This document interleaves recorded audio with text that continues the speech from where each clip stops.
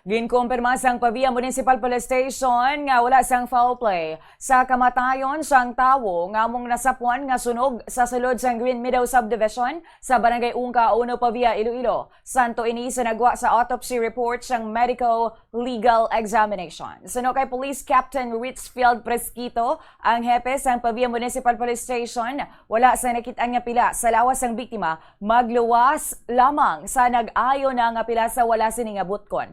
Samtang ginkumpirma man sang pamilya ni Frank Royce Barbasa nga mayara na nga daan sang injury si Frank sa amuman nga area sang ialawas. Magluwas diri nagsanto man ang kataason ni Frank Royce sa kataason sang bangkay nga nalakip sa ordinary identifier nga gingamit sang pulis samtang nga wala pang DNA test result. Ginpahayag man ni Presquito nga ang rason sang kamatayon sang individual nga nasapwan dito sa subdivision amo ang pagkasunog. Secondary identifiers or ang ginatawag nilang ordinary identifiers, so nagmatch ang unidentified victim kay si Sir Frank, no, base sa injury niya sa left forearm nga nakita sa aton nga doktor.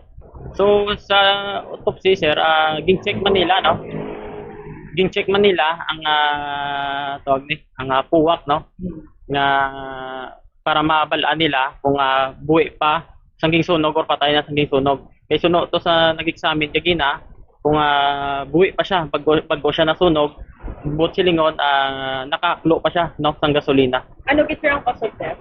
So burning ma'am. Pagkasunog ang cause of death niya.